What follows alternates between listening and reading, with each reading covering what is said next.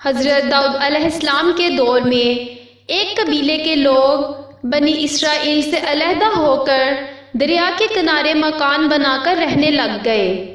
ان لوگوں کو اللہ نے ہزاروں نعمتوں سے نوازا تھا، لیکن پھر بھی وہ اللہ کی عبادت سے محروم تھے اور اللہ کے حکم کی نافرمانی کر کے مخلوقات پر ظلم کرتے تھے۔ جب اس قوم نے اللہ تعالیٰ کی نافرمانی شروع کی تو پھر ان کی آزمائش کے واسطے اللہ تعالیٰ نے دریا کی مچھلیوں کو حکم دیا کہ ہفتہ کے دن دریا سے نکل کر ساحل پر آ کر اپنے کھیل کود میں مشغول رہو اور باقی کے دنوں میں دریا میں چلی جاؤ۔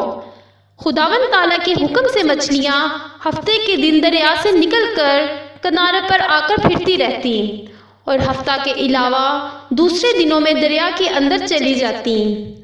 آخر یہودیوں نے ان کو دیکھ کر لالچ سے ایک ہیلا کیا کہ انہوں نے دریا کے کنارے پر نہر کھود کر وہاں اپنے جال ڈالے، کیونکہ ہفتہ کے دن مچھلیاں دریا سے آ کر کھیل کود کے بعد دوبارہ دریا میں واپس چلی جاتی تھیں۔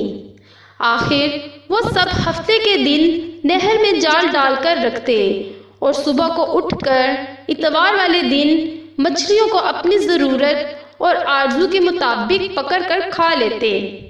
انہوں نے اپنی دانست میں ہیلا کیا کہ دریا کے کنارے سے پانی کاٹ لائے کہ مچھلیاں وہاں آ کر رہیں، لیکن ان کا یہ ہیلا بھی کام نہ آیا اور مچھلیاں اتوار سے پہلے وہاں سے نکل کر واپس دریا میں جاتی۔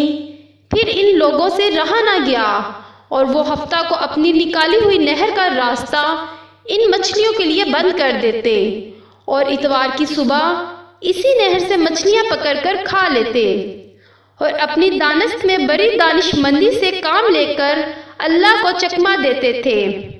لیکن اللہ تو ان کی تدبیروں سے خوب واقف تھے کہ وہ کیا کر رہے ہیں۔ وہ اپنے لیے عذاب الہی کو دعوت دے رہے تھے۔ ان لوگوں میں 3 فرقے ہو گئے۔ ایک تو وہ لوگ تھے جو شکار کرتے تھے اور دوسرے وہ لوگ تھے جو باز آ گئے اور نافرمانیوں سے برابر منع کرتے رہے، اور تیسرے وہ لوگ تھے جو منع کرنے سے تھک گئے تھے اور لوگوں کو منع کرنا چھوڑ دیا تھا۔ منع کرنے والوں نے شکار کرنے والوں سے ملنا چھوڑ دیا تھا اور کہا کہ کیوں نصیحت کرتے ہو ان لوگوں کو جن کو اللہ ہلاک کرے یا ان پر عذاب مسلط کرے گا۔ تو وہ لوگ یہ سن کر ان سے بولے کہ تم ہم کو ڈراتے ہو، ہم ہر ایک سے زیادہ طاقتور ہیں، ہمارا کوئی کچھ نہیں بگاڑ سکتا۔ جب وہ لوگ نافرمانی سے باز نہ آئے تو اللہ کے عذاب کا دن آ پہنچا۔ ایک دن صبح کو اٹھے تو دوسروں کی آواز نہ سنی تو دیوار پر چڑھ کر دیکھا کہ ہر گھر میں بندر ہی بندر نظر آ رہے ہیں۔